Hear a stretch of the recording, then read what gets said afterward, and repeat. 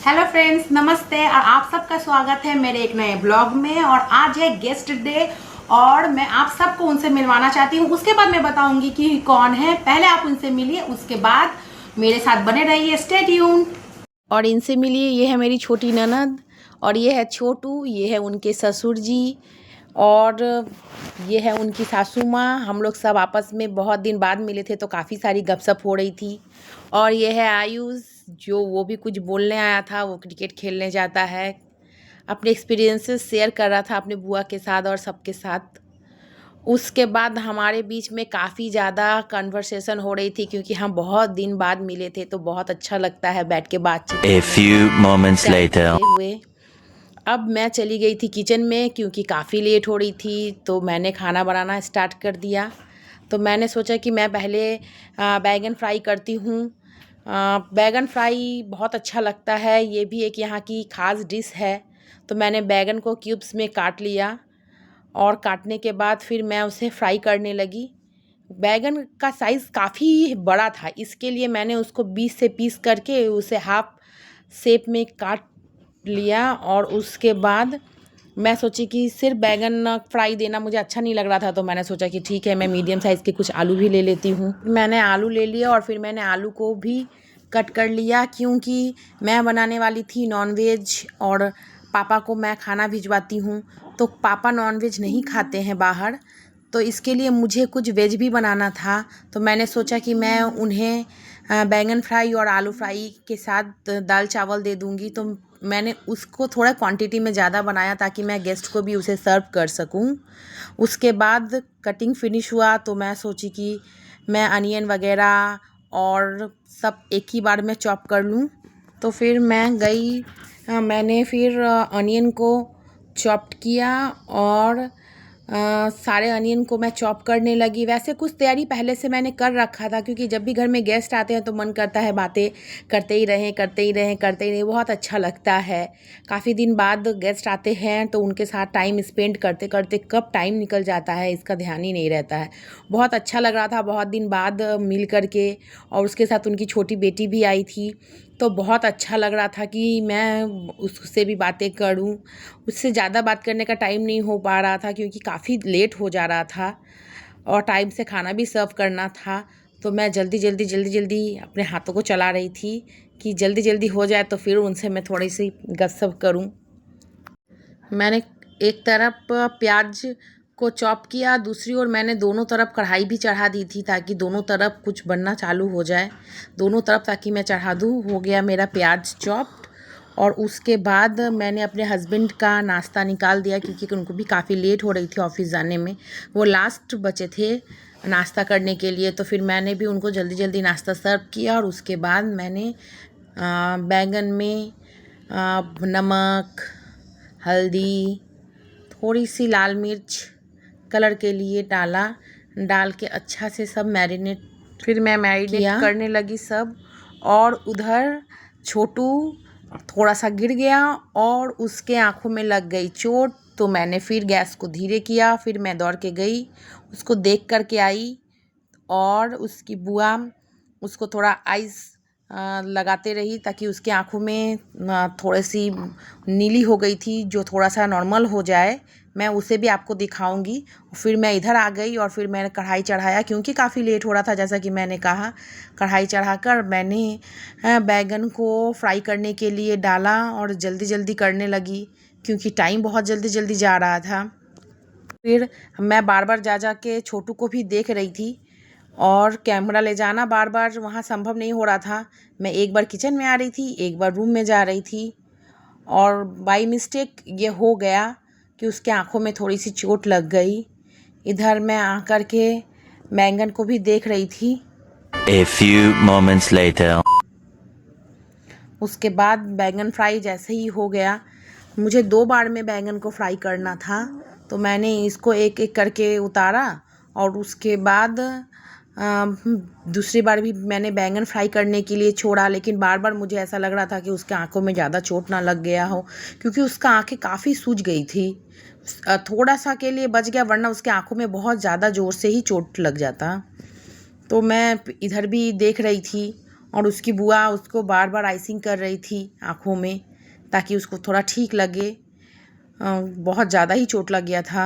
आता है ना। उसके बाद फिर मैंने उसको देखा तो फिर मैं दोबारा आई और फिर बची हुई सारी बैंगन को धीरे धीरे करके फ्राई कर लिया। उसके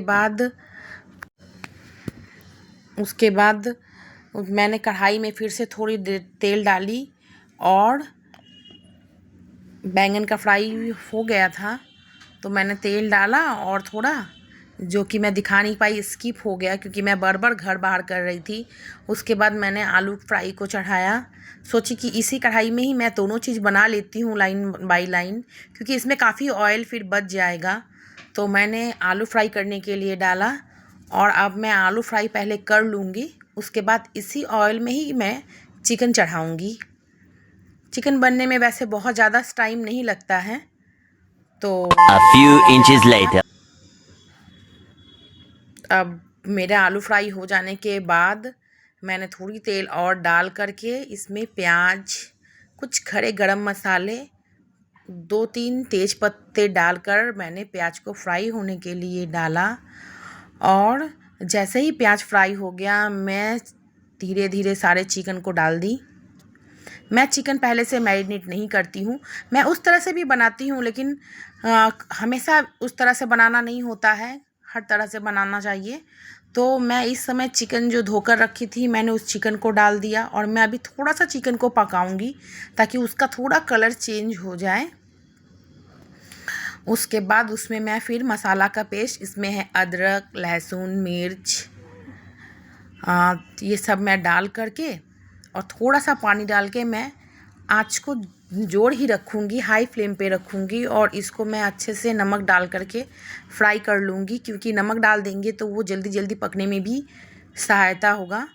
तो मैं देर ना करते हुए इसमें मैंने कश्मीरी लाल मिर्च डाला, हल्दी डाली, नमक डाला और हम लाल मिर्च को ज़्यादा प्रेफर नहीं करते हैं, कलर के लिए थोड़ा कश्मीरी लाल मिर्च ही डालते हैं। उसके बाद मैंने इसमें जीरा डाला और धनिया पाउडर डाला।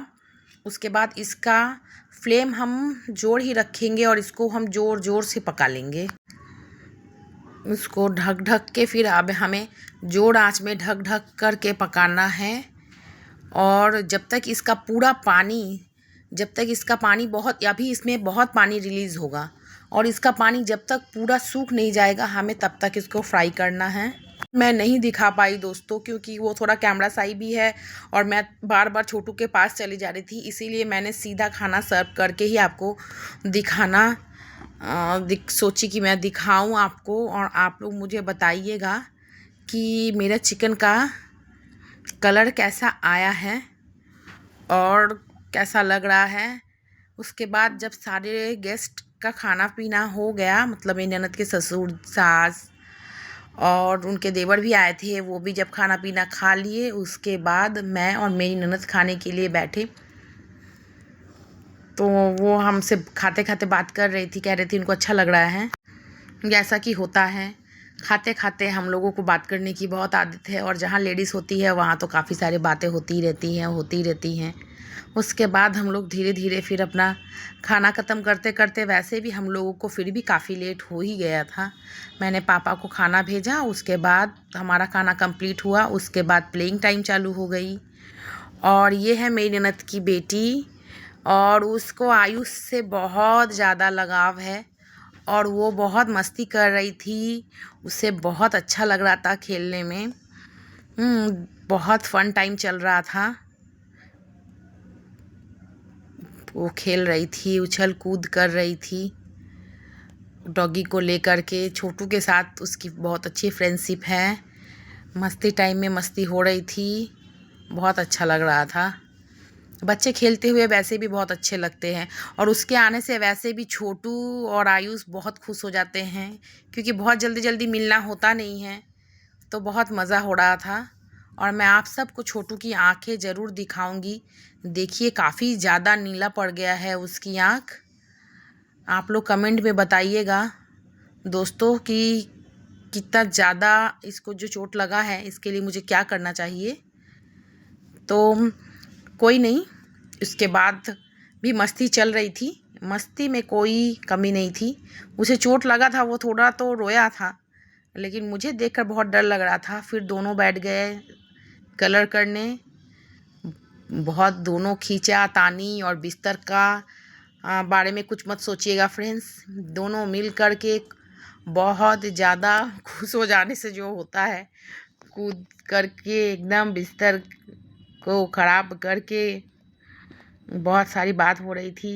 उसके बाद जैसा कि होती है माँ बेटे की बातचीत, बुआ के साथ बातचीत, ये हमारा टॉकिंग टाइम हो रहा था, तो खूब सारी बातें हो रही थी। और छोटी बहुत सारी बातें आयुष से करती है, क्योंकि उसको आयुष से बहुत दोस्ती है। Thank you for watching, bye bye, फिर मिलेंगे।